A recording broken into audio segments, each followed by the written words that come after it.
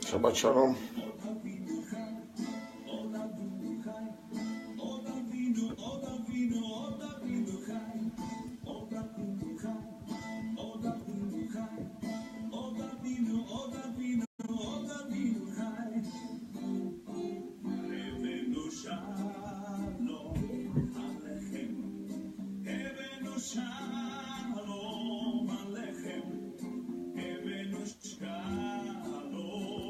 Shabbat Shalom, mon frère.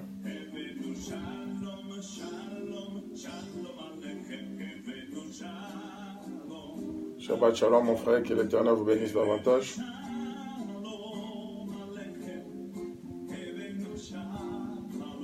Soyez les bienvenus à notre émission Shabbat Shalom de ce samedi 21 avril 2018.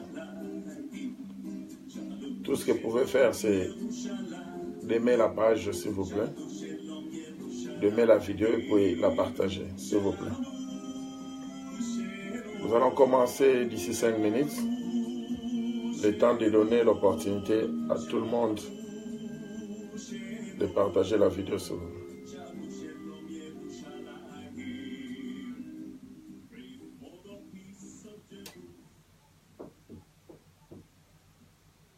Shalom, Shabbat Shalom, Shabbat Shalom. Je suis le pasteur David Mafuta. Partageons la vidéo, s'il vous plaît. Nous émettons depuis Londres. Aujourd'hui, nous allons parler. Notre sous-thème sera comment bâtir l'église d'Adonai. Si je m'abuse, la date d'aujourd'hui, c'est le samedi. Selon la Bible. Nous sommes en live, en direct. Mais cependant, il y a une faute ici. Nous allons corriger. En direct, les appels, nous prendrons après. Avant de continuer, nous allons d'abord prier pour remettre ce programme entre les mains de Yeshua. Selon la Bible. Adonai, Elohim, le Tout-Puissant, Créateur de l'univers. Père, nous te bénissons pour ces instants. Nous allons partager Éternel la vidéo, s'il vous plaît. Nous prions au nom puissant de ton Fils Yeshua HaMashiach, par la vertu du Saint-Esprit de Dieu, le roi à Kodesh. Seigneur, je ne suis rien. Je voudrais que tu puisses nous utiliser comme canal de bénédiction. Premièrement, pour moi-même, ainsi que pour ton peuple qui est en train de nous suivre à la télé ou dans n'importe quel moyen, dans n'importe quel moyen de média. Un peu de patience, nous allons commencer dans 4 minutes. On attend que les autres puissent se joindre à nous. Détruis les esprits qui viennent pour détruire tes enfants, les esprits qui viennent pour déranger ou pour distraire les enseignements. Je te bénis pour ta présence, Yeshua Mashiach, parce que nous allons travailler ensemble. Au nom puissant de ton Fils, Yeshua Mashiach. Nous sommes en train de partager la vidéo. Amen. Si vous pouvez faire la même chose, ça va beaucoup nous aider, s'il vous plaît. Mount Zion Ministry, le ministère de l'Éternel que nous avons reçu depuis la montagne de Sion. Les programmes ou le titre de notre émission, c'est le Shabbat Shalom. Le thème de notre émission pour 2017 est retour à l'évangile made in Zion, made à Jérusalem. Nous avons vu qu'il y a eu des évangiles made ailleurs. Nous voulons retourner à l'évangile made. Pour ceux qui nous suivent pour la première fois, je suis le pasteur David Mafuta de Mount Zion Ministry. Nous émettons sur Shabbat Shalom TV chaque samedi de 15h jusqu'à 17h, heure de Londres au GMT. Et tout de suite là, nous sommes aussi en direct sur Facebook. Nous avons aussi une école par correspondance, une école en ligne qui s'appelle Shabbat Shalom. Si vous voulez devenir étudiants de Shabbat Shalom, il suffit de nous envoyer un message par inbox. C'est comme ça que nous allons vous enregistrer et puis vous envoyer votre numéro d'étudiant. L'inscription est gratuite. Tout est gratuit avec Shabbat Shalom parce que nous avons reçu gratuitement et nous donnons aussi gratuitement. Cependant, nous ne fonctionnons qu'avec vos dons volontaires. On n'exige pas un $100 ou un $1 ou $1 million de livres sterling. Mais vous donnez de la manière dont le Saint-Esprit d'Adonai a mis dans votre cœur. Parce que tout le monde a la possibilité de donner. Mais cependant, il y a certains aussi qui n'ont absolument rien. On ne peut pas les priver l'éducation biblique parce qu'il manque quelque chose pour payer comme frais de Minerval et autres. Nos vidéos sont sur YouTube et sur notre page de Facebook qui est le Shabbat Shalom David Mafuta. Sur YouTube, la même chose, c'est toujours Shabbat Shalom David Mafuta.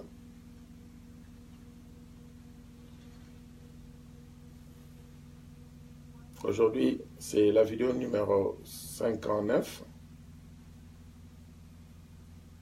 Nous demandons toujours à ceux qui nous suivent pour la première fois de commencer par la vidéo numéro 3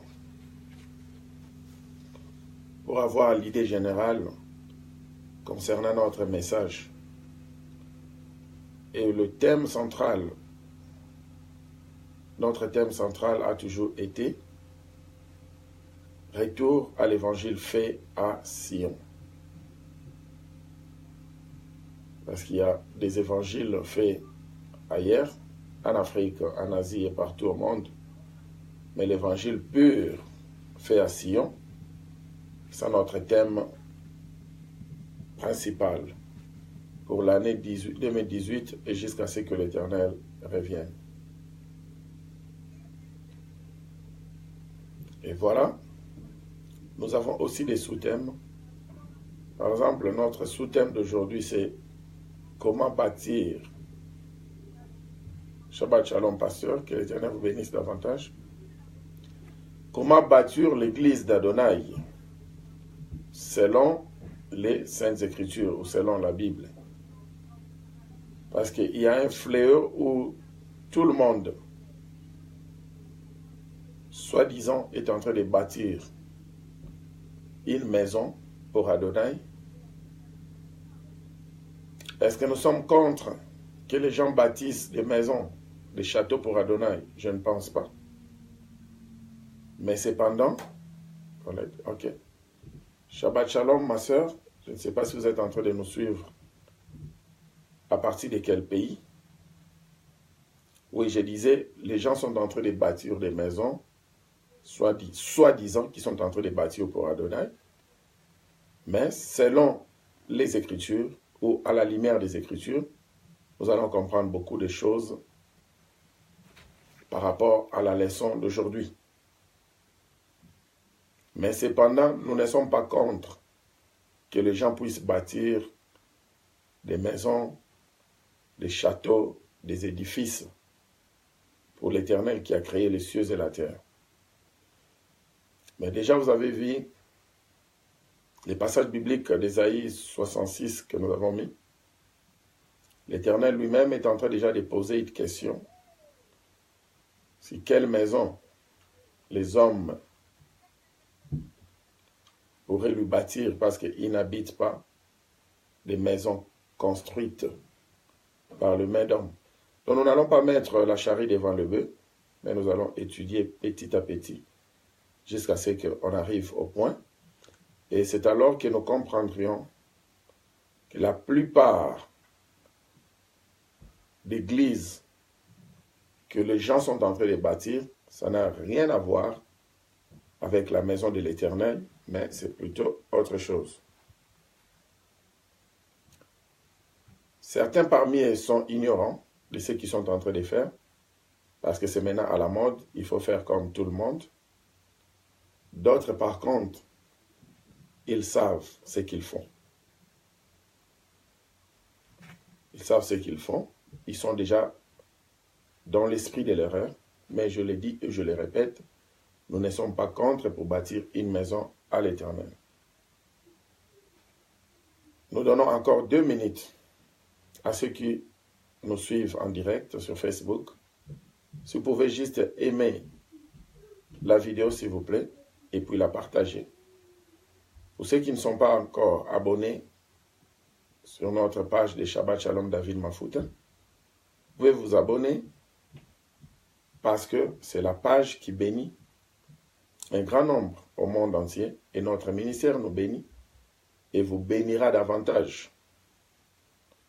Et surtout, nous encourageons à ceux qui nous suivent pour la première fois, pour éviter les préjugements, rentrez sur YouTube, commencez à taper Shabbat Shalom David Mafuta et nous vous recommandons de commencer par la vidéo numéro 3. C'est là que vous allez comprendre davantage parce qu'il y a des termes que nous utilisons, des termes qui sont en hébreu.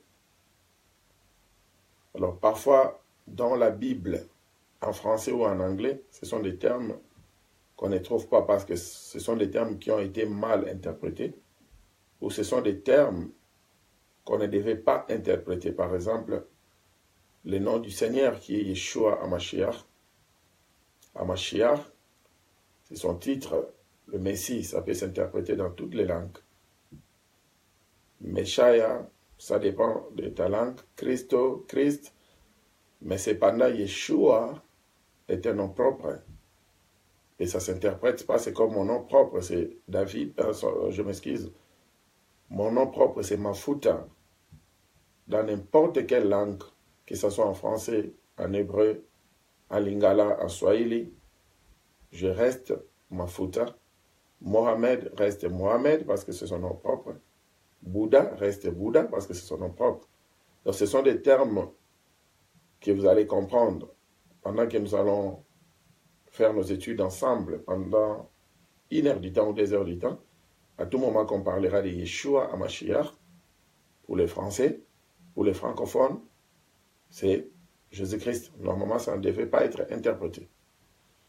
Alors, quand on parlera d'Adonai, Elohim, Yahvé, c'est le Dieu créateur. Parce que tout le monde parle de Dieu et de Dieu. Toutes les religions parlent de Dieu. Alors, pour marquer la différence, notre Dieu a plusieurs noms spécifiques et nous préférons l'appeler Yahvé, Yah, Adonai, Elohim avec d'autres noms, juste pour marquer la différence. Pour ne pas dire, oh mon Dieu est comme tout le monde. Notre Dieu a un nom. Alors nous allons commencer dans 1 minute. Shabbat Shalom, ma sœur depuis le Canada. Que l'Éternel te bénisse davantage. Vous pouvez juste aimer la vidéo et puis la partager, s'il vous plaît. Parce que dans 1 minute, nous allons commencer.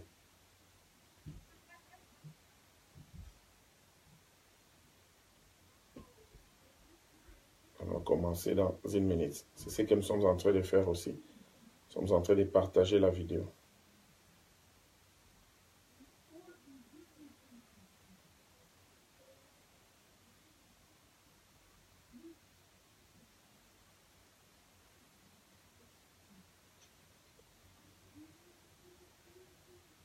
Partageons la vidéo, s'il vous plaît. Suisse, ok. Ok, dans quelques secondes, nous allons commencer.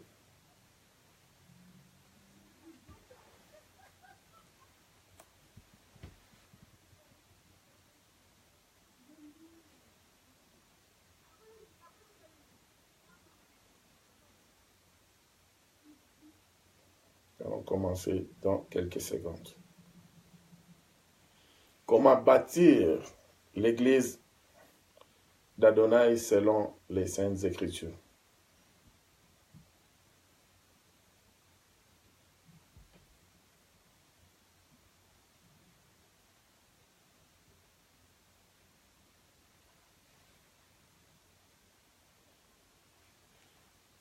Ceux qui ont leur Bible pouvaient déjà préparer Ésaïe 66. parce que ça sera notre passage biblique de base.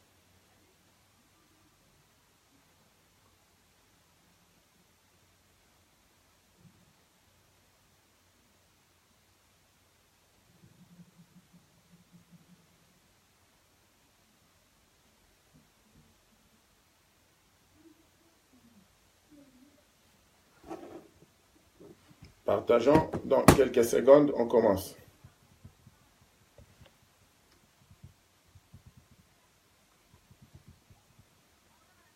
Shabbat Shalom, ma fille depuis Londres.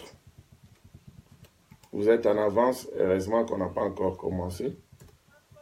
Vous pouvez juste aimer la page et puis la partager. Que l'Éternel se souvienne de vous. Aimons la page, partageons la page parce que là, nous allons commencer d'ici quelques secondes.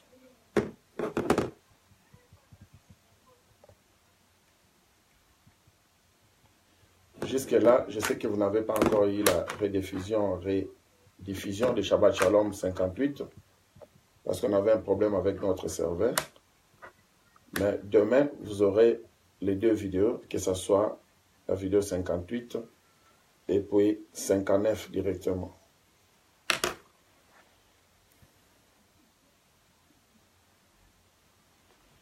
Ok, nous allons prier.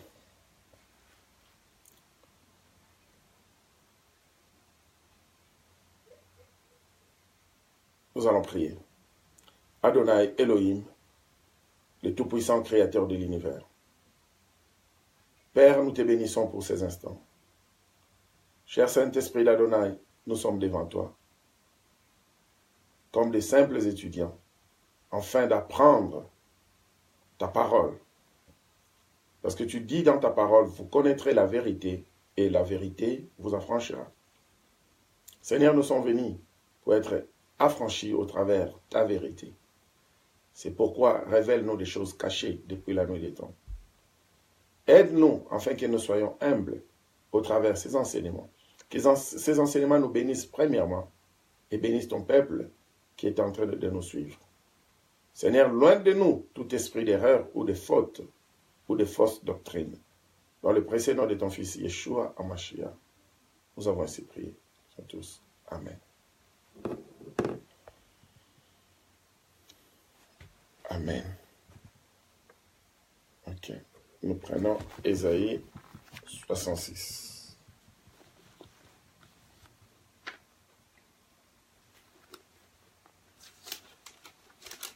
Une fois de plus, Shabbat Shalom à tous ceux qui nous suivent. Je sais que vous nous suivez de partout. Que l'Éternel vous bénisse davantage.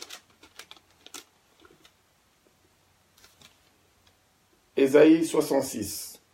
On commence du premier jusqu'au deuxième verset.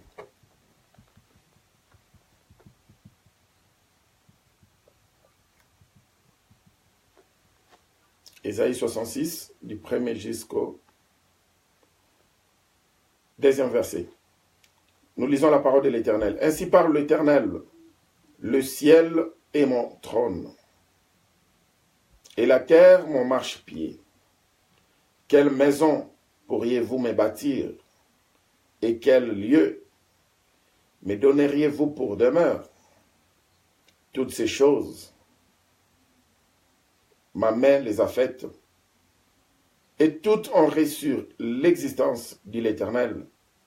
Voici sur qui je porterai mes regards, sur celui qui souffre et qui a l'esprit abattu, sur celui qui craint ma parole. Amen.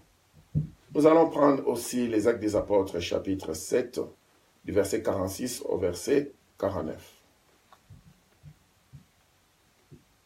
On va faire plusieurs lectures bibliques, juste pour mettre les fondements. Et dès que la fondation sera mise, c'est alors que nous allons commencer maintenant à expliquer. Actes des Apôtres, chapitre 7, à partir du verset 46. Nous lisons. David trouva grâce devant Adonai, et demanda d'élever une demeure pour le Dieu de Yaakov. Et ce fils Salomon qui lui bâtit une maison. Mais les Très-Hauts n'habitent pas dans ce qui est fait de main d'homme. Comme dit le prophète, les cieux est mon trône et la terre mon marchepied. Quelle maison me bâtirez-vous, dit le Seigneur, ou quel sera le lieu de mon repos? N'est-ce pas ma main qui a fait toutes ces choses? Ici encore, les Actes des Apôtres est en train de nous rappeler, juste la prophétie d'Ésaïe 66, qu'en fait c'est l'Éternel qui a créé tous les ouvrages que nous connaissons, les édifices et tout. C'est lui-même qui donna l'intelligence et la sagesse à l'homme de faire tout ça. Alors, il répète pour nous poser encore la même question. Quelle maison nous allons lui bâtir pour que lui y habite et que ça soit son demeure? Nous prenons encore les Actes des Apôtres 17, verset 24. Ne nous fatiguons pas. Hein? Après une longue lecture, nous allons commencer avec les explications. Ça vaut la peine. Parce que si on prend un seul passage biblique, les autres pourrions dire, non, ça c'est un passage de l'Ancien Testament, donc la première partie des Saintes Écritures, ou bien c'est un passage du Nouveau Testament. Alors pour éviter ces arguments, lisons. Acte 17 à partir du verset 24. Yahvé qui a fait le monde et tout ce qui se trouve, étant le Seigneur du ciel et de la terre, n'habite point dans des temples faits de mains d'hommes. Il n'est point servi par des mains humaines, comme s'il avait besoin de quoi que ce soit, lui qui donne à tous la vie, la respiration et toutes choses. Amen. Prenons encore 1 Roi, chapitre 9, 6 à 9. 1 Roi, chapitre 9, 6 à 9.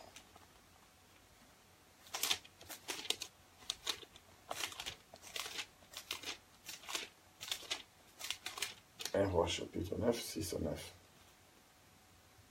Mais si vous vous détournez de moi, vous et vos fils, si vous n'observez pas mes commandements, mes lois que je vous ai prescrites, et si vous allez servir d'autres dieux et vous prosternez devant eux, j'exterminerai Israël du pays que je lui ai donné, je rejetterai loin de moi la maison que j'ai consacrée à mon nom, je jetterai cette maison-là si vous vivez dans la désobéissance.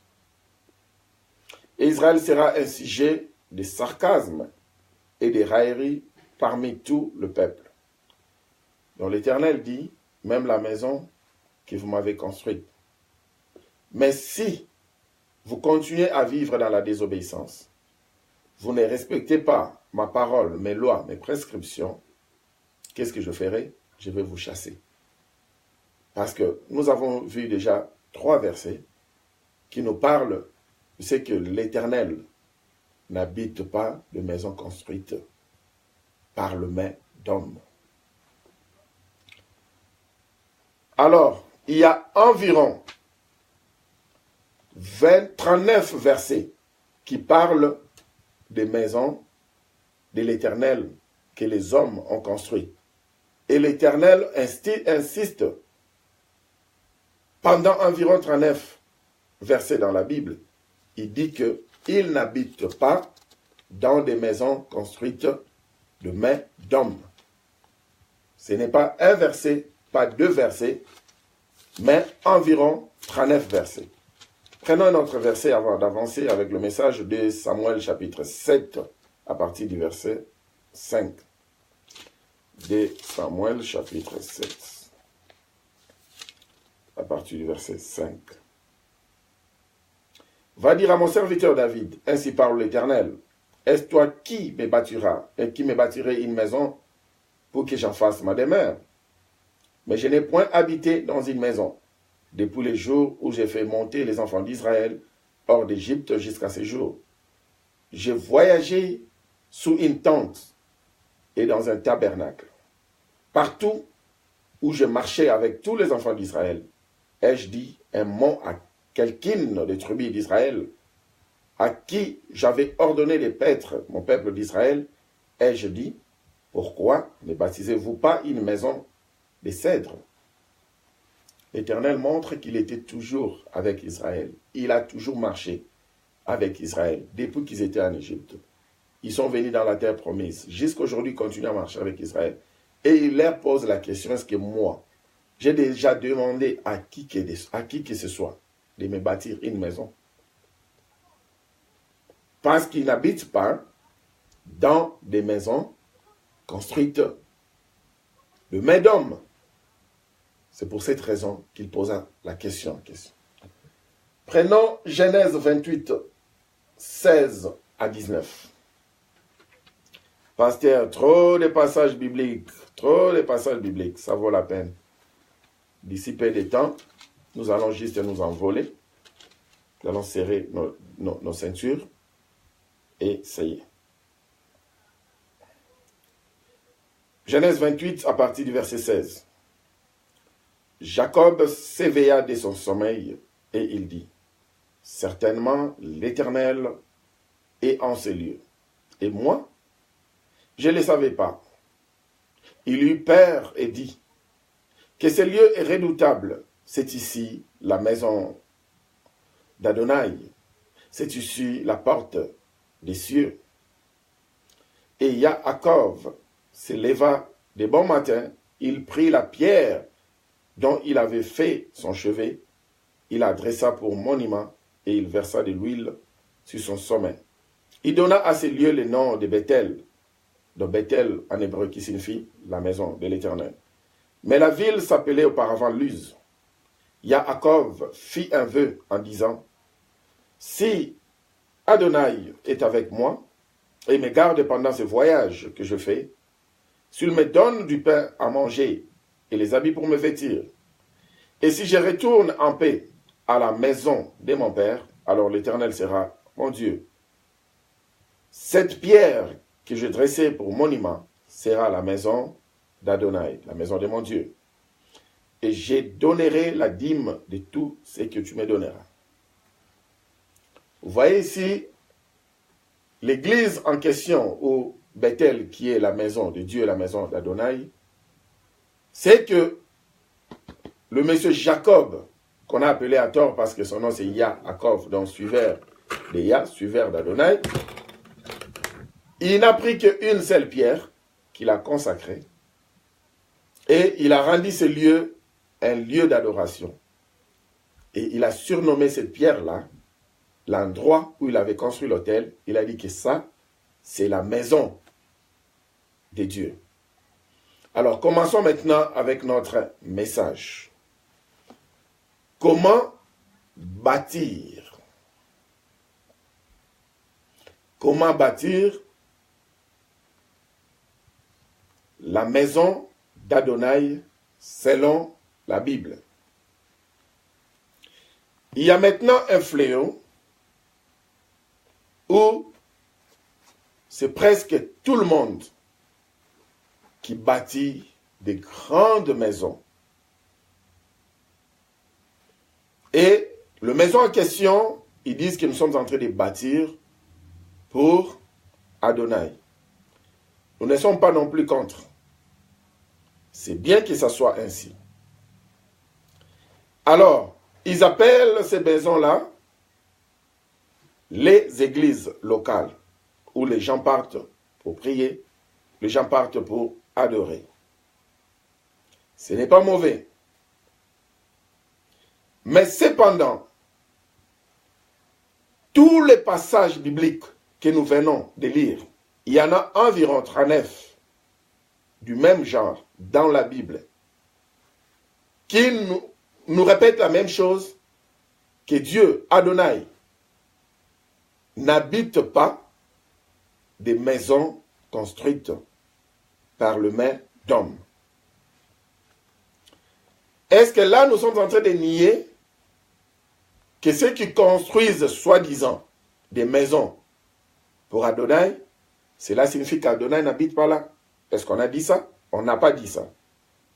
Nous allons toujours mettre des garde-fous parce qu'il y a des gens qui ont l'habitude de ne pas suivre le message du début jusqu'à la fin, mais ils prennent jusque les 5 minutes de l'introduction du message et ils partagent la vidéo pour dire, voilà, on nous avait bien expliqué aujourd'hui que dans la Bible, Yahvé n'habite pas des maisons construites de mains d'hommes. Peut-être nous n'allons plus donner la cotisation pour construire la maison des dieux que le pasteur nous avait dit de faire. Si c'est là, non, ce n'est pas ce que moi je suis en train de dire. On continue. Dans Exode chapitre 25, du verset 8 jusqu'au verset 9, Moïse, donc tous les chapitres 25, si nous lisons, nous allons comprendre quand Moïse devait construire les tabernacles pour l'Éternel. Mais l'Éternel lui dira une chose. Tu vas construire ces tabernacles selon les modèles que je te montrerai. Parce que l'Éternel avait déjà un tabernacle construit là-haut, dans sa félicité, dans son paradis. Il a déjà un tabernacle bien construit, sans faute.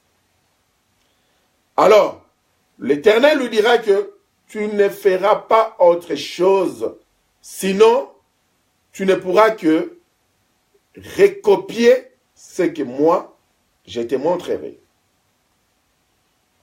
Et c'est que le monsieur aussi avait fait.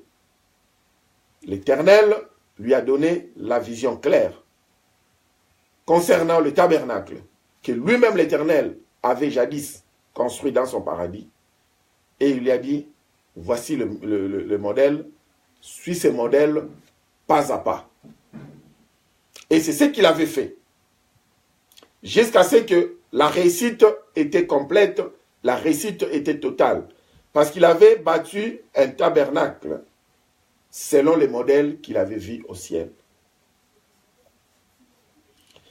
Alors, aujourd'hui, on a un problème sérieux dans nos églises. Nous allons remarquer que quand Moïse bâtissait les tabernacles pour l'Éternel, l'Éternel avait donné tous les ustensiles qu'il faut, sauf rien. L'Éternel ne poussait pas les gens de gauche à droite avec des moyens aussi minimes. L'Éternel n'appauvrissait pas les gens afin que ces gens-là apportent les ustensiles pour bâtir les tabernacles. Il ne faisait pas ça. Il avait tout disposé. Peu importe de la manière dont il avait disposé cela, mais Moïse ne rougissait pas pour avoir les ustensiles en question. Personne non plus ne rougissait ou ne s'appauvrissait pour bâtir les tabernacles. Et voilà, il a mis même l'intelligence et la sagesse qu'il faut afin que l'ouvrage puisse se construire sans qu'il y ait des difficultés. Parce que tout ce que l'Éternel fait, il programme tout et tout se fait avec ordre et bienséance. Et nous avons une église. Cette église-là, c'est l'église des Actes des Apôtres. C'est ce qu'on appelait l'église primitive, donc la première église des apôtres.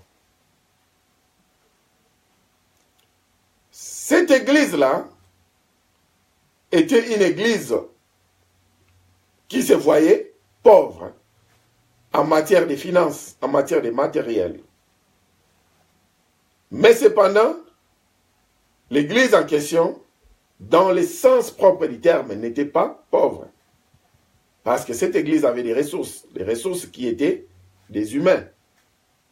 Et c'est ça la ressource incontournable.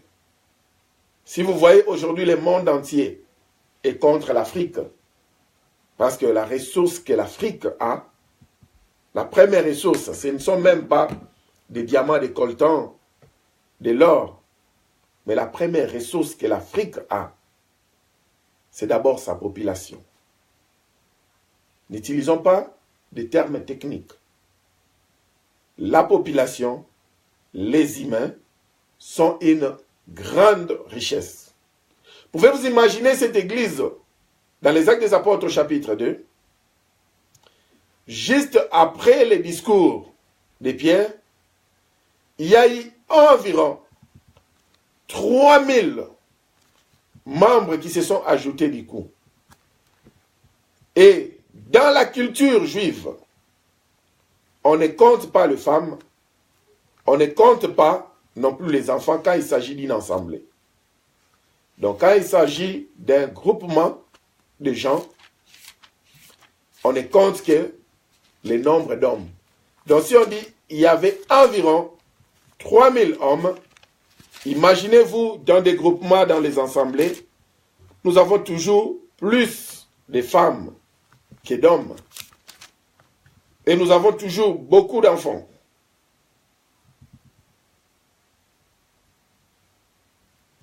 Alors, ils avaient cette richesse.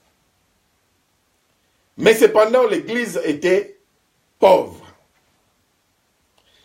Jusqu'à tel point, aux Actes des Apôtres, chapitre 4, c'est toujours vers les derniers versets,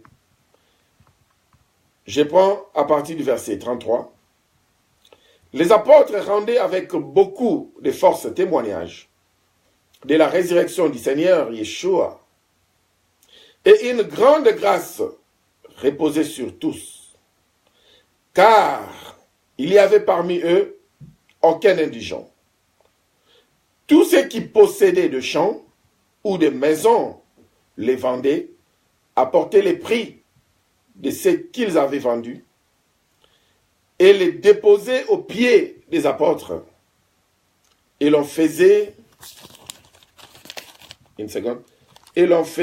ma Bible, oui, des distributions à chacun selon qu'il en avait besoin. Joseph, surnommé par les apôtres Barnabas, ce qui signifie fils d'exhortation, lévite originaire de Chypre, vendait un champ qu'il possédait, apporta l'argent et les déposa aux pieds des apôtres. Vous voyez comment cette église primitive vivait. Donc au départ, comme je disais, cette église-là se croyait pauvre. Mais après, ils ont remarqué qu'ils ont des ressources humaines. Ils ont des gens qui est la plus forte ressource ou la plus grande richesse. Alors ces gens-là se sont dit ceci. Ceux qui avaient un peu comme le champ ou d'autres biens, ils commençaient à vendre cela. Et ils apportaient l'argent aux pieds des apôtres. Et les apôtres étudiaient les besoins de tout un chacun. Ils distribuaient cela pour que tout le monde, sur le plan social, puisse se retrouver.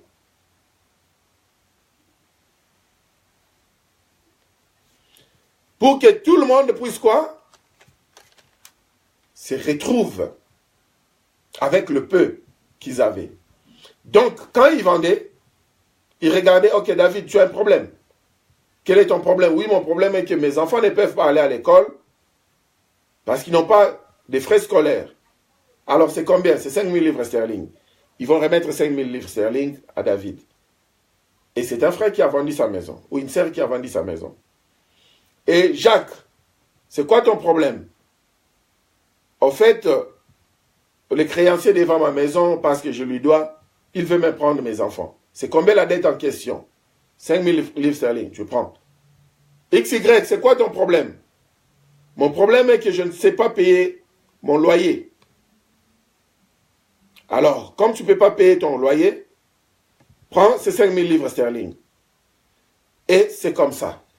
Donc, l'église se souciait plus de la vie sociale de ceux qui venaient dans l'assemblée. Pourquoi l'Église se souciait de leur vie sociale? Parce que dans la vie, comme nous dit le proverbe,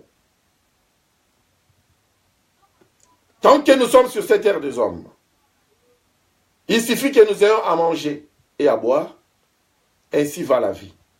Nous ne cherchons pas loin, comme dit un ancien proverbe israélite, un ancien proverbe dans la Bible.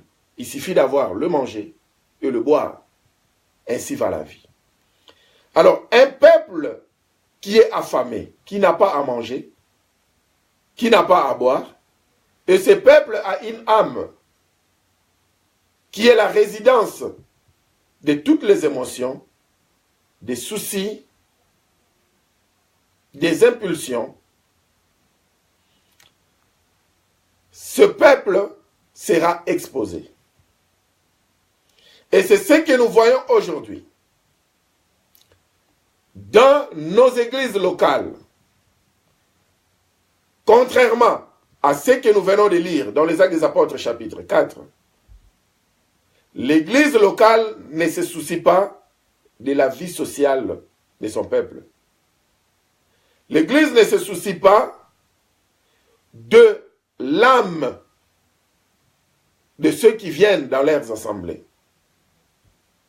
Mais l'église se soucie plutôt de les dépouiller jusqu'à la moelle épinière pour soi-disant bâtir une maison à l'Éternel. Or, l'Éternel le dit à plusieurs reprises. Quelle maison me bâtirez-vous? Parce que je n'habite pas dans des maisons faites de mains d'hommes. Dans les Actes des Apôtres, le chapitre 2, le verset 42, si j'ai bonne mémoire, oui, on prend d'abord à partir du verset 41. Ceux qui acceptèrent sa parole furent baptisés, et en ces jours-là, le nombre des disciples s'augmenta d'environ 3000 âmes. Vous avez écouté comment est-ce qu'on a appelé? On n'a pas dit que le nombre des disciples s'augmenta environ 3000 hommes. Ce n'est pas ce qu'on a dit. Il y a une différence entre compter les âmes et compter les hommes.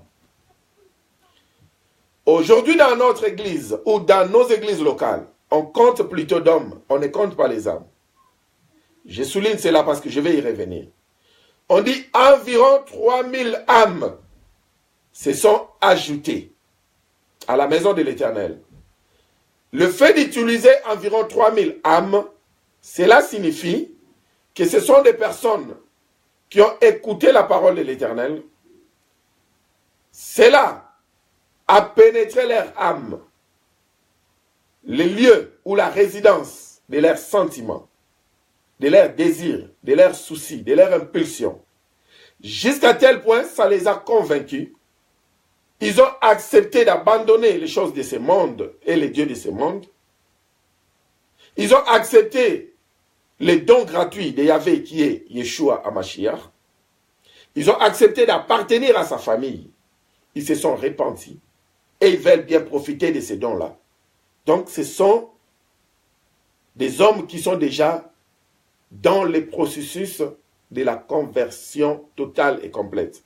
Parce qu'ils se sont déjà donnés esprit, âme et corps. C'est pourquoi on les compte en tant que des âmes. Et la différence aujourd'hui, nous disons, dans mon église locale, j'ai 3000 membres, ou j'ai 3000 hommes. Mais ici on dit, âmes, environ 3000 âmes se sont ajoutées. Alors, on continue. Verset 42, toujours dans les Actes des Apôtres, chapitre 2. Ils persévéraient dans l'enseignement des apôtres. Premièrement, ils persévéraient dans l'enseignement des apôtres. On n'a pas dit qu'ils persévéraient dans n'importe quel enseignement, mais l'enseignement des apôtres. Et puis, 2. dans la communion fraternelle. 3, dans la fraction du pain. Et 4, et dans la prière. Vous voyez ce qui faisait la base de cette église locale. Cette église locale, cette église primitive, je dirais, avait 4 colonnes. Les enseignements des apôtres, en premier, et puis dans la communion fraternelle, vivre la fraternité entre frères, et après ça dans la fraction du pain. Par exemple, à la fin du culte d'adoration, ils vont se partager un pain, ils vont se partager un peu de biscuits, s'il y en avait, parce qu'à l'époque, je ne pense pas qu'ils avaient des biscuits, ils avaient autre chose. Ils vont se partager le peu qu'ils ont à manger et à boire, et après ça, ils vont se tenir la main dans la main, ils vont prier. Et souvent, c'était pendant le culte shabbatique, et ce culte continuait jusqu'au Motzei Shabbat, qui est le dimanche. Donc, parce que quand vous lisez par exemple les Actes des Apôtres, le chapitre 20, où on voit que l'église s'est réunie, c'était le premier jour de la semaine, parce que le premier jour de la semaine, c'est dimanche. Dernièrement, il était ressuscité, Yeshua, le premier jour de la semaine. C'est un dimanche, n'est-ce pas? Oui, ne suivons pas les calendriers gréco-romains. Alors, c'est comme ça que quand ils commençaient leur culte shabbatique, les shabbats comme aujourd'hui, samedi, ils commençaient par les enseignements. Quand ils finissaient les enseignements, ils passaient par la communion fraternelle. Et souvent, quand on arrivait 18h, déjà le samedi, 18h01, c'était déjà dimanche, donc le premier jour de la semaine. Ils continuaient toujours avec leur long discours. Ils commençaient à partager le pain. Et puis, ils clôturaient par des prières intenses. C'est pourquoi vous voyez, quand on dit que tellement que les discours de Saul de Tarse étaient longs, donc celui que les Romains ont appelé Paul, il avait continué jusqu'à minuit parce qu'en fait, ils avaient déjà commencé depuis le samedi et il y avait un long discours, il a continué jusqu'à minuit, donc qui était déjà le dimanche parce que 18h01 en Israël, le samedi 18h01 c'est déjà compté comme dimanche, premier jour de la semaine. C'est comme ça que le monsieur qui était à l'étage est tombé, il était mort et puis ils ont prié pour lui, il a fait une déclaration, Paul a fait une déclaration, le monsieur est encore ressuscité. Donc c'est comme ça. Le 4 piliers de cette église primitive, les enseignements des apôtres, parce que Yeshua nous dit que nous n'allons pas, Paul, les Romains comme ils l'ont appelé, il dit que nous n'allons pas bâtir sur autre fondement si ce n'est bâtir dans les enseignements des apôtres et des prophètes. Alors c'est comme ça qu'ils baptisaient dans ces enseignements-là, et puis la communion fraternelle, et puis la fraction de pain, et puis la prière. Donc les 4 piliers de l'église primitive. Et ils avaient bien compris que Yahvé, Adonai, le tout-puissant créateur de l'univers, n'habitait pas dans des maisons construites de mains d'hommes. Alors leur souci primitif n'était pas de faire des cotisations et bâtir un temple pour l'Éternel, soi-disant. Parce qu'ils voyaient d'abord la population, le peuple est pauvre. Comment l'appauvrir davantage? Et puis ces gens-là, ils n'ont pas à manger, ils n'ont pas à boire, ils ont des frais à payer, ils ont beaucoup d'ouvrages à faire qui demandent les soutiens financiers, et nous allons les abandonner. Nous allons d'abord bâtir, soi-disant, un temple à l'Éternel. Et ces gens-là vont crever de faim. Et c'est ce qui se passe aujourd'hui. L'église du 21e siècle s'est vraiment croisée à l'église primitive. C'est le contraire de l'église primitive. Quand vous arrivez à l'église du 1er siècle, pardon, du 21e siècle, vous allez remarquer que un grand nombre des disciples de Yeshua, en matière de finances, ils sont pauvres. Mais cependant, vous verrez, leur pasteur est en train de les appauvrir davantage, soi-disant pour bâtir une maison à l'Éternel. Et la maison en question, des chiffres ne seront pas, par exemple, 10 000 livres sterling. Non. Il y aura des chiffres colossaux où on vous dira que nous avons, par exemple, besoin de 25 millions, de 3 millions, de 2 millions, de 4 millions pour bâtir un temple à l'Éternel. Mais les gens n'ont absolument rien à manger chez eux à la maison. Et ces gens-là vont se débrouiller comme il faut. Parce que le pasteur a donné des passages bibliques. Que de cette manière-là, si ils se dépouillent avec tout ce qu'ils ont, en construisant, soi-disant, le temple de l'Éternel ici sur la terre des hommes, c'est qu'ils sont en train aussi de construire le temple de l'Éternel là-haut, dans son paradis. Et c'est là où l'Éternel les attend. Alors, ils vont donner tant de passages bibliques que soit ils ne comprennent pas ces passages bibliques-là, ou ils essayent de torturer ces passages bibliques, de travailler cela, de déformer cela, d'expliquer cela mal, afin d'avoir les âmes sensibles. Et à la fin, qu'est-ce que nous allons remarquer? Si vous regardez même la fiche parcellaire des soi-disant temples ou soi-disant la maison de l'Éternel, à 40%, pour ne pas aller loin, c'est le nom du pasteur qui s'y trouve, le pasteur de l'église locale. À 40%, parce que certaines fiches, peut-être, c'est le nom de l'église. Mais je dis bien à 40%, la fiche parcellaire, c'est le nom de votre pasteur de l'église locale. Donc, cela signifie que c'est sa propriété privée. Cela signifie que si une mère aujourd'hui, c'est sa femme ou ses enfants qui vont hériter ça. Et puis vous allez remarquer une chose. Pendant que le pasteur est en train de dépouiller tout le monde pour construire soi-disant une maison à l'Éternel, pendant cette période-là, vous allez remarquer que le pasteur va changer son garde-robe. Sa garde-robe, je m'excuse. Et vous allez remarquer que la vie du pasteur sur le plan social va commencer à changer. Je sais que vous n'avez jamais tiré attention. Vous allez remarquer que même le parler du pasteur va changer. Il commence à devenir de plus en plus orgueilleux.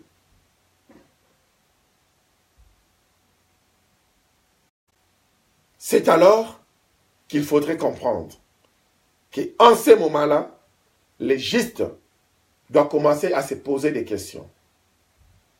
Si l'église en question qu'il est en train de bâtir est vraiment la maison de l'Éternel. Parce que David, qui avait beaucoup de moyens, il voulait bien bâtir une maison à l'Éternel. Il a tout mis en place. Mais l'Éternel lui dira non. C'est son fils qui bâtira la maison à ta place. Oui, le sang que David avait entre ses mains, David n'était pas un meurtrier, bien qu'il lui est arrivé de commettre un meurtre d'Uri, mais n'était pas compté comme un meurtrier, il était toujours compté comme l'homme selon le cœur de l'Éternel, parce que lui, quand il commettait l'erreur, il se repentait toujours. Mais l'Éternel a voulu, au-delà de cela, au-delà de lui dire que parce que tes mains sont salies, ce que l'Éternel voulait lui dire au-delà, ce ne sont pas tes biens, tes ustensiles que tu as mis en place, que tu vas me bâtir une maison pour que moi je vienne m'asseoir. Moi, j'aimerais plutôt que tu me bâtisses ton cœur. J'aimerais plutôt ta disposition à me servir. Et David avait toujours cette disposition. C'est pourquoi son cœur, qui est la maison de l'Éternel, plaisait à l'Éternel, et l'Éternel lui appelait l'homme selon mon cœur. Et il a donné l'opportunité à Salomon de bâtir cette maison. Mais Salomon récite encore les proverbes d'Ésaïe 66, 1 à 2, pour dire que même l'Éternel lui-même, il a dit, c'est laquelle maison? Mais bâtirez-vous? On vous a donné tous les passages bibliques pour ne pas me répéter. Mais il a enfin bâti la maison de l'Éternel. Et il a fait une prière. à la maison de l'Éternel. Il dit que quand les Israélites viendront pour prier dans cette maison, exauce-les, même le peuple lointain qui viendront, qui vont se repentir, qui vont pleurer et qui vont te prier, exauce-les, ô Seigneur. Alors, il a fait sa dédicace, pas pour que cette maison soit la demeure de l'Éternel, mais pour que ce soit un culte d'adoration, un lieu du culte d'adoration, et tout le monde qui viendra dans ce lieu-là pour adorer l'Éternel comme il faut, en esprit et en vérité, que cette personne-là puisse recevoir gain de cause, que l'Éternel l'exauce. Donc, il ne voyait pas son temple comme le demeure de l'Éternel, mais il voyait cela comme un lieu d'adoration. Gloire soit rendue à Yahvé parce que le monsieur était d'abord bourré de fric. Et nous connaissons son histoire. Il était d'abord un prince d'un roi incontournable dans ce monde, un roi bourré de fric et qui avait tout mis en place. L'argent, les ustensiles, nommez tout ce que vous voulez. Donc lui, il ne pouvait qu'accomplir ce que son papa avait déjà mis sur la table. Il n'avait pas rougi pour bâtir la maison à l'Éternel. Shabbat Shalom depuis Yerushalayim. Shabbat Shalom, tous ceux qui nous suivent, qui sont là, ils sont venus peut-être en retard, mais avec l'Éternel, tout va bien. Vous allez toujours vous rattraper. Alors, dans l'esprit de Salomon, c'était ce lieu ici, ne sera pas la demeure de l'Éternel, mais ça sera le lieu du culte d'adoration pour l'Éternel. C'est pourquoi quand nous avons aussi vu l'histoire de Yaakov, dans Genèse chapitre 28, de 16 jusqu'à 28, jusqu'à 22, on a vu que Yaakov, surtout au verset 22, il a souligné, il a seulement monté la pierre, l'autel. Il dit que c'est ici la maison de l'Éternel. C'est ici le Bethel. Mais là, il n'y avait pas même un grand nombre de gens pour venir adorer l'Éternel ensemble. Sûrement, il s'est déplacé par sœur, parce qu'il avait aussi ses serviteurs. Vous voyez? Parce que quand il va retourner au même endroit, il aura ces deux femmes. On ne dit pas à qui que ce soit de se marier à des femmes, s'il vous plaît. Parce qu'aujourd'hui, la Bible ne permet pas cela. Il aura ces deux femmes, il aura ses enfants, il aura ses serviteurs. Et tous vont encore présenter un culte d'adoration dans les mêmes lieux. Parce qu'il avait promis à l'Éternel, là où je pars, si tu me donnes à manger, si en un mot, tu fais que je puisse connaître le succès quand je reviendrai ici dans ta maison, je vais t'offrir des sacrifices d'adoration. Vous voyez? Donc, même Yaakov avait compris que la maison, le Bethel, la maison de l'Éternel, n'était pas un lieu bâti de 4 murs. Et puis, il y a une place un peu levée, qu'on appelle la chair, parce que là, c'était le système de Grec, c'était le système des Romains, qui voulaient toujours avoir une position très élevée. Ils ont pris cela par rapport à leurs empereurs, par rapport à leurs royaumes ou leurs empereurs, comme des Constantins et autres, ils voulaient toujours la place très élevée, ils voulaient toujours la hauteur. Selon eux, c'était ça pour marquer la différence. Ils voulaient des chaises compliquées par rapport aux autres. Pour eux, c'était ça pour marquer la différence, parce que chez les Juifs, dans nos synagogues, dans le synagogue en Israël, vous remarquerez que le rabbin et le peuple, donc ceux qui sont assis dans l'assemblée, ils ont presque le même chaise, même design, vous voyez, même couleur.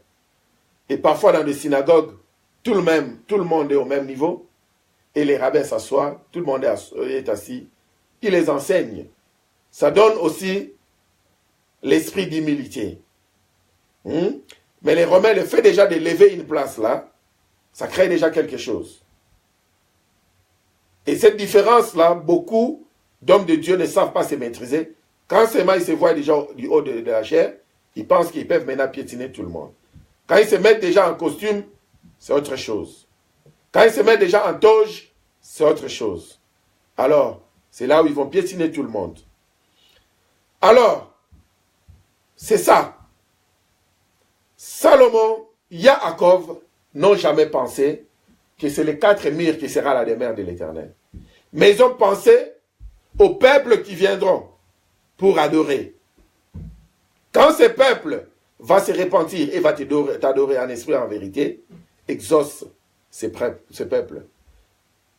Quand Yaakov viendra pour t'adorer, exauce-les, Éternel, parce qu'il viendra avec un cœur déchiré, un cœur d'humilité et de reconnaissance. Alors, ce n'est pas mauvais si aujourd'hui, dans des maisons 4 murs appelées églises, et qu'on mettait quelque part un peu levé, on disait que c'est là, c'est la chair, c'est pas mauvais, nous ne sommes pas contre cela. Moi, je pense que ça aide aussi ceux qui sont en bas, tout le monde peut voir le pasteur qui est en train de prêcher, dans ce sens-là. C'est pas mauvais, mais certains, quand ils sont là-haut, c'est autre chose, c'est maintenant pointer du doigt en bas. Vous pécheurs, là ça devient autre chose. Nous ne sommes pas là. Alors, l'église, c'est quoi maintenant une église? L'église, ce n'est pas autre chose si ce n'est le corps mystique de Christ.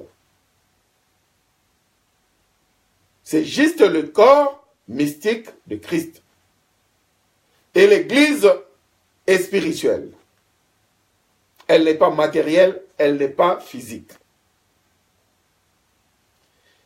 Cette église-là, moi j'ai toujours dit, l'église est ambulante.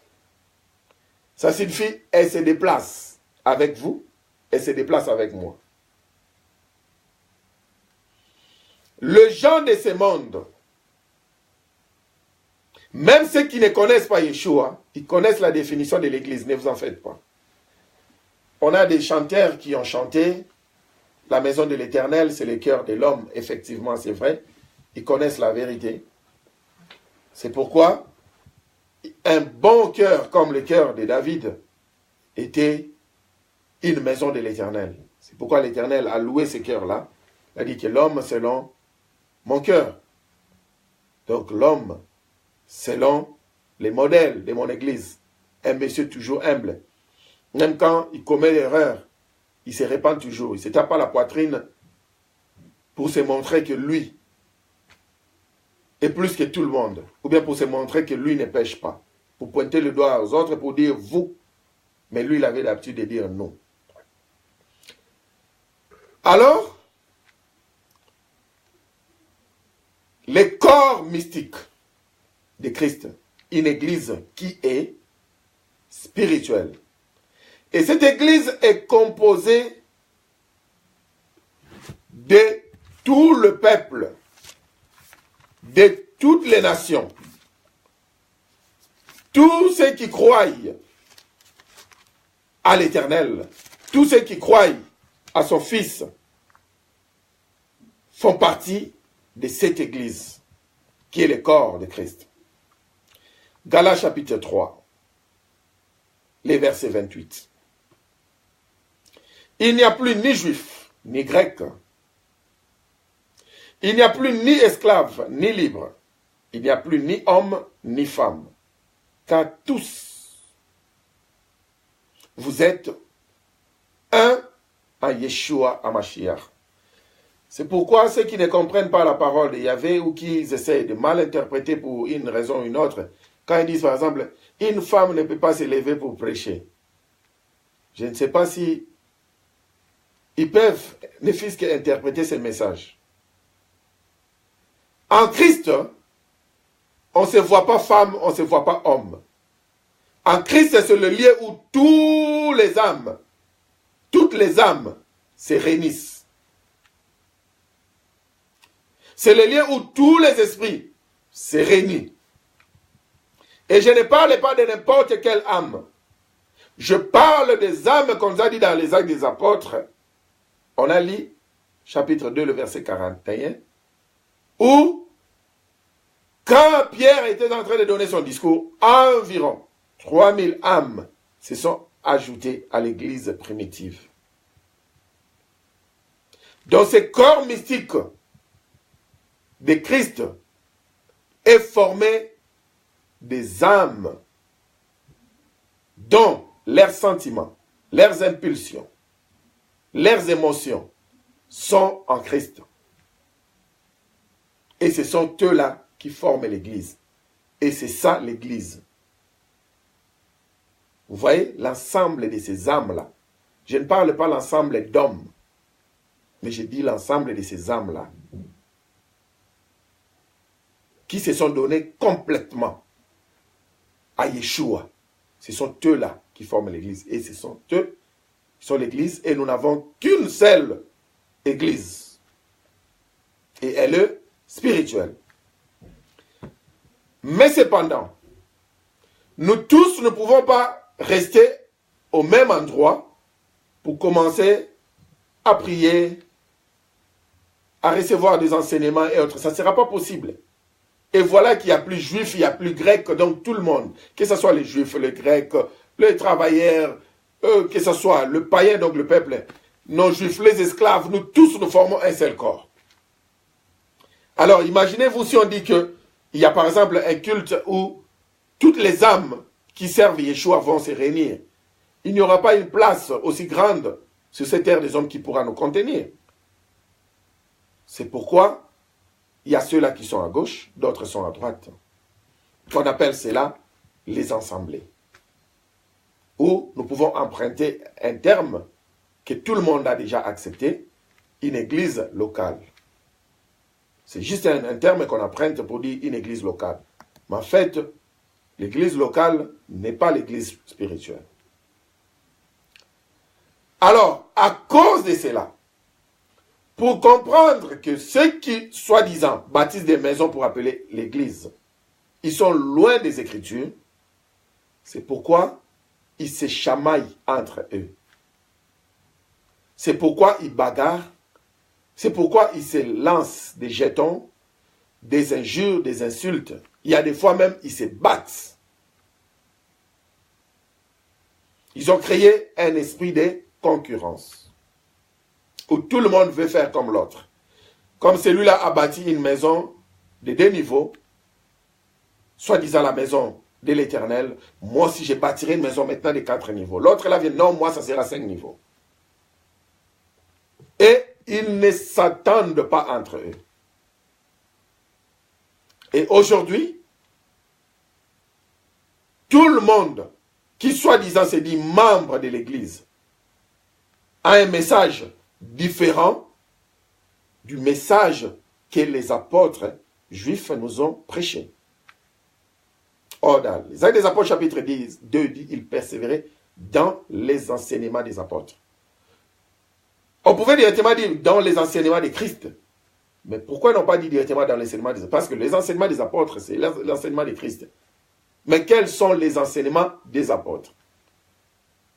Les apôtres ont respecté le Shabbat. Mais regardez aujourd'hui, l'église de la théologie des remplacements ne respecte pas le Shabbat. C'est déjà un problème. Qui est un commandement de l'Éternel. Les apôtres se souciaient d'âme. Mais aujourd'hui, l'église, soi-disant, ne se soucie pas d'âme. Mais l'église en question se soucie de bâtir des murs qu'ils appellent la maison de Dieu. Nous sommes en train d'avancer petit à petit parce qu'il faudrait qu'on comprenne. Personne n'est contre, je le dis et je le répète, personne n'est contre qu'on puisse bâtir une maison à l'Éternel. Personne n'est contre, même pas moi. Parce que demain ou après-demain, si l'Éternel peut-être disait, tu vas bâtir une maison 4 murs, et puis tu vas donner cela peut-être un don pour une assemblée. Je ne vais pas hésiter, si j'ai un peu d'argent, je le ferai. Matthieu chapitre 16, à partir du verset 17. Yeshua, reprenant la parole, lui dit, donc il dit à Simon, tu errais, Simon, fils de Jonas, car ce ne sont pas la chair et le sang qui t'ont révélé cela, mais c'est mon Père qui est dans le ciel. Et moi, je t'ai dit que tu es Pierre, et que sur cette pierre, je bâtirai mon église, et que les portes du séjour des morts ne prévendront point contre elle. La fois passée, quand on avait médité, on avait pris cela dans la pensée hébraïque, où on a dit que il y a Petra et Petros. Petros, qui est la petite pierre de construction, et Petra, qui est la pierre angulaire ou la pierre des fondations. Yeshua et Petra, la pierre des fondations, la pierre angulaire, que les bâtisseurs ont rejeté, qui est devenue la pierre principale, nous dit la Bible. Et Simon, qui était devenu Petros, une petite pierre de construction. Parce qu'en Israël, ils avaient l'habitude de mettre d'abord la pierre angulaire comme la fondation, et puis construire avec des petites pierres. Quand vous allez par exemple au temple, là où était le temple mont, avec la dogme dorée en Israël, à Jérusalem. Quand vous montez à Jérusalem, la dogme dorée, où les musulmans ont pris maintenant. Mais d'ici peu de temps, Israël va récupérer cela, nous ne sommes pas là. Alors vous allez remarquer, quand vous partez derrière pour visiter les fondements qui sont restés intacts, dès que vous entrez, en bas, vous n'allez pas très bien voir, mais la fondation est toujours là. Vous allez voir que la fondation, ce sont des pierres angulaires, ce sont des grosses pierres. Et vous verrez qu'il y a des petites pierres qui se sont entassées en grands groupes pour l'élévation du temple. Alors, ce sont des petites pierres de construction. Ces petites pierres de construction sont des Petros. Et les grandes pierres de fondation sont des Petra. Donc, Yeshua disait à Simon, tu es Petros, la petite pierre de construction. Et sur moi, Petra, la pierre angulaire, la fondation, tu bâtiras mon église. Il ne disait pas que c'est lui qui va bâtir l'église. Mais il lui disait, tu ne seras que une Petros parmi tant d'autres. Mais comme c'est toi qui as reçu la révélation, je te donne l'opportunité d'être leader. Comme on dit par exemple, quand on voit un bâtiment, on dit, oh, ce constructeur est très fort. Pardon, on dit, cet architecte est très fort. Mais en réalité, ce n'est pas l'architecte qui bâtit la maison, ce sont des maçons. Vous voyez? Donc, on lui avait donné le leadership pendant cette prophétie, mais juste pour dire que tu seras un des Petros qui vont bâtir ma maison. Et c'est ça, la maison de l'Éternel, qui est l'Église, qui est le corps mystique de Christ. Et nous tous, nous devons bâtir sur Christ parce que nous sommes que des petites pierres de construction. Et ces pierres-là, devant l'Éternel, sont vues comme des âmes. Ces pierres-là sont vues comme des âmes. L'Éternel ne voit pas de pierres de construction de sa maison comme de pierres matérielles, de cailloux et autres. Non. Il voit cela comme des âmes. C'est pourquoi dans la construction des Actes des Apôtres de 41, on dit que environ 3000 âmes se sont ajoutées à l'édifice. C'est ça l'explication ou l'interprétation. Environ 3000 âmes, environ 3000 petites pierres, environ 3000 Petros se sont ajoutés à l'édifice. Donc, là nous comprenons que nous ne bâtissons pas l'église de Yahvé avec les hommes, mais nous bâtissons l'église de Yahvé avec les âmes. Alors quelqu'un me dira comment, qu'est-ce qu'il est en train de dire? Ces âmes-là sont des hommes. Mais les âmes qui sont sauvées, ce sont eux-là qui bâtissent la maison de Yahvé. 1 Pierre chapitre 2. 1 Pierre chapitre 2, prenons 1 Pierre chapitre 2, le verset 5.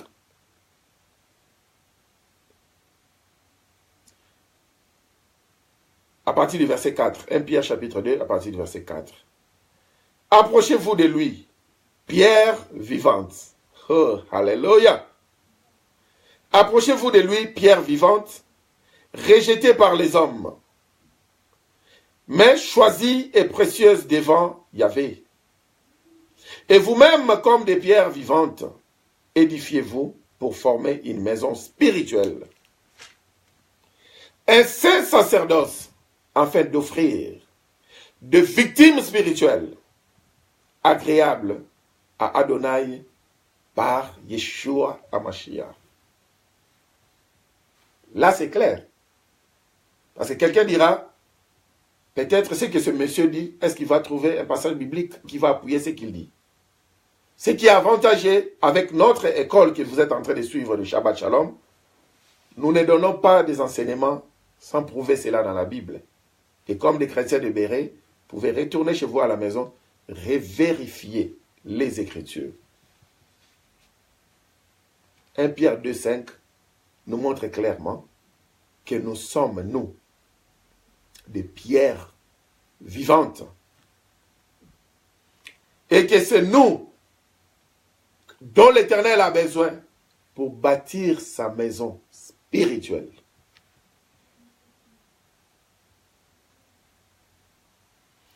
Et c'est là où nous allons apporter des sacrifices vivants.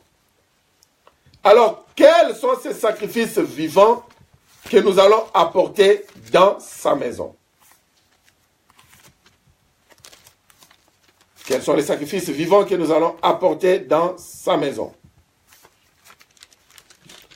Petit à petit, ne courons pas, parce que petit à petit, nous sommes en train d'apprendre et la matière est en train. Romains chapitre 12, à partir du premier verset. Je vous exhorte donc, frères, par les compassions d'Adonai, à offrir vos corps comme sacrifice vivant, saint, agréable à Yahvé, ce qui sera de votre part un culte raisonnable. Le culte raisonnable, c'est là où toutes les pierres qui sont vivantes viennent s'associer ensemble. Ils remontent le mur en s'appuyant sur la base qui est Yeshua Mashiach, qui est Christ, en offrant des sacrifices vivants dont ils se donnent eux-mêmes comme sacrifice vivant, qui sera saint, agréable devant l'Éternel. Et l'Éternel va approuver cela. Et c'est là où on parle de l'Église. C'est là où on parle de l'édifice de Yeshua. C'est ce que je disais, que l'Église en question est ambulante. Là où 2 ou 3 se sont réunis en son nom, il est au milieu d'eux. Pas là où les gens ont bâti une maison qu'ils ont appelée Église, c'est là où il habite. C'est pas ce qu'il a dit. C'est pour cette raison, vous allez remarquer qu'il y a des coins appelés l'église de Yahvé. Mais dans cette église-là, des choses qui se passent là sont des choses abominables. Parce que ce n'est pas la maison de Yahvé. Dans cette église-là, ce qui se passe, ce sont les marchands qui font leur troc.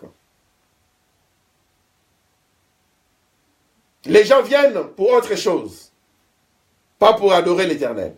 Bien que c'est écrit la maison de l'Éternel au Congo, la maison de l'Éternel en Israël. Ce n'est pas la maison de l'Éternel. Les gens sont là pour autre chose et non pour servir l'Éternel. C'est parce que ce n'est pas l'église de Yahvé. C'est le terme qu'on a emprunté pour appeler cela l'église locale. Mais cependant, n'acceptons pas de nous dépouiller, soi-disant, pour bâtir ces 4000 murs appelés l'église locale. Je vais vous faire une petite démonstration. dans soi-disant les églises locales que nous sommes en train de bâtir,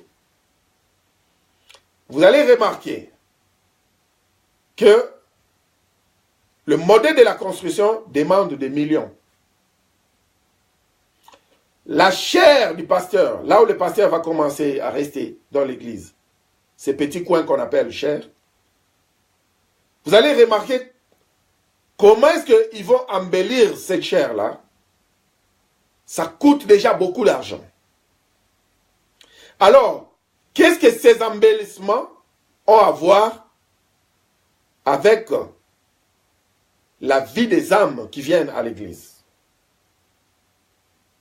Des jeux de lumière qui seront là, des vitres qui seront coûteux, de marbre, de chair à marbre qui seront là.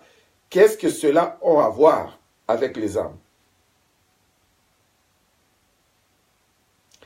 Si quelqu'un me disait, nous mettons la climatisation, par exemple dans le pays chaud, là c'est vraiment raisonnable.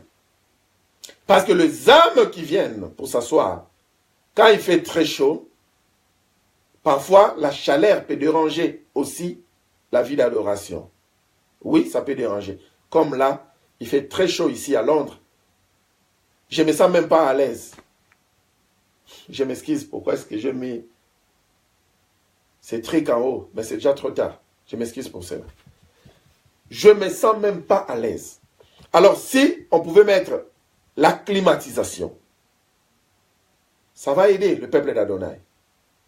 Si nous achetons des chaises, ça aide le peuple d'Adonai pour que les gens s'assoient, pour être bien posés, écouter la parole. Mais si, à la place d'acheter une belle chaise, qui est aussi robuste, qui peut coûter peut-être 20 livres sterling, nous acceptons d'acheter par exemple des chaises, par exemple des amphithéâtres, qui coûteront une chaise à 200 $ ou à 200 livres sterling, là ça devient un problème. Parce que ces âmes-là, leur but primordial, ce n'est pas pour venir s'asseoir d'une manière confortable. Mais c'est pour s'asseoir d'une manière vivable et prier. Je ne sais pas si je me fais comprendre vivable et confortable. Alors, ce n'est pas que faire l'amphithéâtre, là, on s'assoit avec des chaises qui coûtent 200 $. Et l'âme qui s'est assise là, n'a même pas encore mangé. Bien confortable, mais un ventre creux. Alors, là, c'est quand même, ce sont des besoins. Mais embellir la chair avec 200 000 livres sterling, 200 000 $, qu'est-ce que c'est là? Ça, quelle connexion avec la parole de Yahvé? Ça, quelle connexion? Je pense qu'à mon humble opinion, c'est juste perdre l'argent. Pour ceux qui ne connaissent pas, ils perdent de l'argent. Et ceux par contre qui connaissent, c'est pour juste appauvrir le peuple d'Adonai.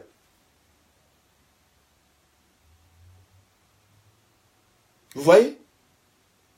Mais cependant, les âmes qui sont en train de louer, d'adorer l'Éternel dans cette maison-là, soi-disant la maison de l'Éternel, prenez votre micro-baladeur. Dès qu'ils sortent après l'adoration, passez le micro, que chacun vous dise son problème. Vous allez regretter. Vous verrez que les gens ont des problèmes sérieux, et d'autres par contre n'ont même pas des problèmes sérieux, mais des problèmes qui demandent l'intervention des finances. Peut-être il y a un chantre qui est là. Il ne pouvait pas finir ses études parce que le dernier Minerval ne demandait qu'un 100 $ américains. Mais ce chantre-là, il doit se dépouiller pour mettre sa part des cotisations, même le pasteur cite son nom. Chantre, il faut mettre, le panier est là, pour bâtir la maison de l'Éternel. L'Éternel va se souvenir de toi au paradis. Il va se dépouiller. Il n'a même pas pu payer le 100 $ pour finir ses études. Soi-disant, il est en train de bâtir le temple de l'Éternel. Soyons sérieux. Le premier temple à bâtir pour l'Éternel, ce sont les âmes. Et la matière de construction pour bâtir la maison de l'Éternel, ce sont les âmes. Les âmes pour l'Éternel sont les matières de construction de sa maison. C'est pourquoi l'Église primitive se souciait de l'état d'âme de ceux qui venaient adorer l'Éternel avec eux, avec elle.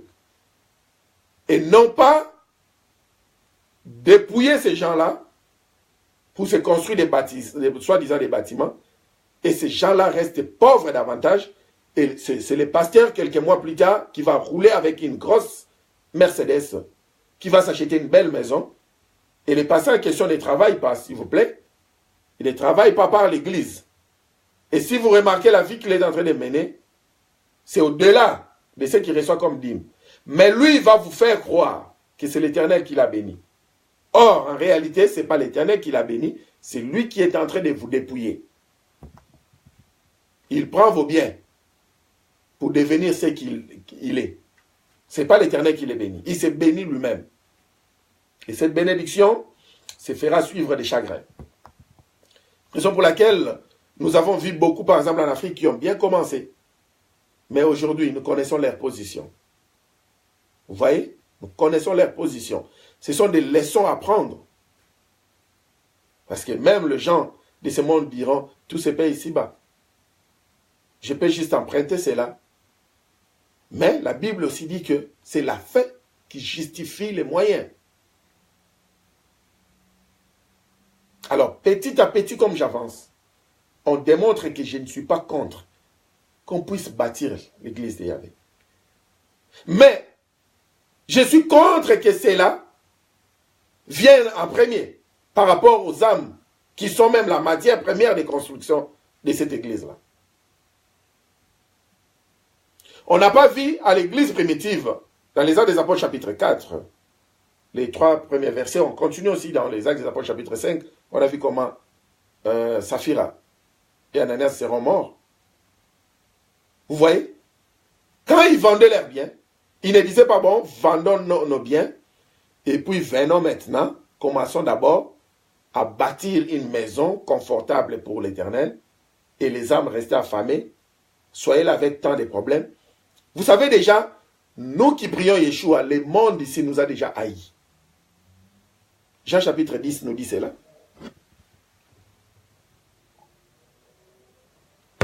Nos excuses. Le monde nous a déjà haïs. Aujourd'hui, il y a des systèmes, par exemple en Afrique, pour être embauché, il faut faire des cultes bizarres, où les hommes, ils doivent devenir des femmes. Vous comprenez ce que je suis en train de dire? Il faudrait signer des contrats avec un stylo rouge, avec son propre sang. Mais l'Église a des capacités, il a des ressources, parce que les hommes sont des ressources incontournables. Si aujourd'hui l'Occident est contre l'Afrique, c'est à cause de cela. Ça dérange l'homme blanc. C'est pourquoi faisons très attention avec les vaccins que nous partons donner gratuitement à nos enfants. Parce que certains vaccins, c'est pour juste éliminer la race noire. Une grande richesse au monde. Vous voyez? Alors, l'Église a cette richesse-là. L'Église a des potentiels à tout. Mais posons-nous des questions. Pourquoi l'Église ne prend pas le devant? Dans nos pays, par exemple, qui sont dits des pays, bien que dans la Constitution, on dit que des pays laïcs et autres, mais la plupart des pays, par exemple, africains, pour ne pas dire la plupart, mais un grand nombre, sont des pays qui sont vraiment des pratiquants, soi-disant des chrétiens, soi-disant des disciples de Christ. Mais pourquoi dans ces pays-là, les gens à l'église ne se retrouvent pas? C'est seulement le pasteur qui se retrouve. Même son adjoint qui vient après lui ne se retrouve pas. Est-ce que c'est la bénédiction du psaume 133? La bénédiction du psaume 133 descend sur la tête, l'huile descend sur la tête d'Aaron, elle descend et continue au niveau de sa barbe, au niveau de sa poitrine, et ça part partout jusqu'au niveau de ses orteils. Quand l'Éternel bénit une assemblée locale, vous remarquez la bénédiction en question à partir du pasteur jusqu'au dernier huissier qui est en train de servir à l'église. Mais quand vous voyez, soi-disant, une bénédiction de l'Éternel qui descend au niveau de la tête rayonne et ça arrive au niveau des épaules et ça s'arrête là, ça ne descend plus, cette bénédiction, elle est douteuse. C'est vrai, je ne suis pas en train de critiquer qui que ce soit, mais je suis en train de donner des passages bibliques pour nous aider, nous tous, y compris moi-même. Parce qu'il y a certains qui les font parce qu'ils suivent les fléaux des autres, le vent. Mais à partir d'aujourd'hui, ils peuvent se ressaisir. Vous voyez, cette église primitive s'est souciée d'âme. Apporter la solution à leurs problèmes. Aujourd'hui, je vous dis, l'église, par exemple, en Afrique et partout au monde entier, a une force incontournable avec les ressources humaines qu'ils ont. Et ils peuvent prendre les devants, dépasser même le gouvernement. Un pays, par exemple, que je connais, d'où je viens, le Congo, l'église, nos églises locales au Congo, disons seulement, empruntant ce terme-là, l'église au Congo peut prendre les devants par rapport au gouvernement. En matière de finances, économie, en matière de champs, en matière de, disons seulement l'agriculture, en matière de tout, cette église-là prépare les devants. Et cette église-là va donner des impulsions positives au gouvernement. Mais pourquoi ce n'est pas le cas? Parce que l'église en question n'est pas là pour bâtir, mais plutôt pour appauvrir les âmes qui viennent prier et pour enrichir le pasteur. Alors, nous allons continuer avec ce message la semaine prochaine parce qu'il y a beaucoup de choses à dire là-dessus. La semaine prochaine, nous allons continuer ce message et nous verrons aussi les églises des Actes des Apôtres, le chapitre 2 et le chapitre 3. Nous verrons des petites églises quand nous voyons par exemple dans les livres des Romains 16, 5, où Saul de Tarse, Paul, est en train de saluer des petites églises de maison. Aujourd'hui, quand vous avez votre église qui se réunit, votre église locale qui se réunit dans votre maison, les gens diront que ça, ils sont des gens des sectes et autres. Et quand vous verrez maintenant une église, soi-disant l'église du Christ en Afrique, bien battue comme un stade, c'est là où on dira, voilà les œuvres de l'Éternel se fait voir. Voilà combien ces serviteurs sont très bien habillés. Voilà comment on chante pour eux. Ils sont toujours là en grande posture et Christ en petite posture. Vous voyez, à partir d'aujourd'hui, nous irons loin avec ces messages parce que nous allons aider, soi-disant l'église de Yahvé, à créer même les emplois. Mais cependant, on ne va pas tout dire. Nous allons dire le peu que nous allons dire. Et les pasteurs qui vont nous inviter pour faire des séminaires par rapport à ces messages dans les églises, avec l'œuvre du Saint-Esprit d'Adonai, on pourra leur donner des stratégies qu'il faut, comment est-ce qu'ils peuvent faire sortir les membres de leurs églises dans le chômage. Parce que s'ils attendent seulement que les membres de leurs églises partent chercher le boulot au gouvernement, ou bien dans des entreprises qui sont peut-être dirigées par des Illuminati ou des sorciers ou des magiciens, ça sera difficile. Vous voyez, nous ne sommes pas là seulement pour prêcher, soi-disant la parole d'Adonai que nous-mêmes nous ne comprenons pas, et nous ne soucions même pas des âmes en question. Or, ces âmes-là ont même des problèmes sociaux. Et nous sommes en mesure de résoudre cela. Pas parce que nous avons l'argent, mais parce qu'eux-mêmes sont des sources de production. Mais il faudrait qu'il y ait des dirigeants qui vont les guider pour qu'ensemble ils puissent produire. Alors, nous sommes arrivés à la fin de notre message aujourd'hui, la première partie de comment bâtir l'église d'Adonai selon les Saintes Écritures. N'oubliez pas le passage qu'on a souligné et n'oubliez pas la matière dont on a besoin pour bâtir cette église-là. Ce sont des âmes sauvées. C'est ça de pierre vivante. Comme 1 Pierre 2, 5 nous a dit, et comme Matthieu 16 aussi à partir de 17 nous a dit. La semaine prochaine, nous allons continuer avec le même message. Nous allons encore avancer les clous davantage. Je suis le serviteur d'Adonai et le fils d'Adonai. Mon nom est le pasteur David Mafuta. Alors, tout ce que vous allez faire, c'est seulement aimer la vidéo et puis la partager pour sauver l'Église, le corps mystique de Christ, répandu partout dans le monde entier, et que nous tous nous puissions revenir à l'évangile fabriqué, fait à Sion, plutôt l'évangile fait à Sion, l'évangile, les enseignements des apôtres. Que l'Éternel vous bénisse davantage. Aimons la vidéo et nous sommes arrivés à la fin du message. Voilà, merci. Shabbat Shalom. Nous remercions tout le monde qui était en ligne. N'oubliez pas surtout de vous inscrire, ceux qui veulent devenir étudiants de Shabbat Shalom. Nous allons libérer la prière avant de nous quitter. Adonai, Elohim, le Tout-Puissant Créateur de l'univers, nous te bénissons pour ton peuple. Laisse que ton peuple comprenne ses enseignements, surtout le pasteur Seigneur, afin de ne pas être des loups qui dévorent ton peuple, mais à être des brebis ensemble avec ton peuple pour bâtir ta maison qui est le corps mystique de Christ. Nous te bénissons, nous bénissons ton assemblée. Seigneur, laisse que ces messages transforment nos vies. Évenu shalom, shalom à tout le monde, bien-être total, et nous vous souhaitons une bonne semaine qui commence d'ici quelques minutes en Grande-Bretagne et partout où vous êtes. Merci, nous vous aimons bien. Évenu shalom. Au revoir, au revoir, au revoir. Que l'Éternel vous bénisse davantage. Évenu shalom, Yerushalayim. Nous vous aimons bien. Au revoir.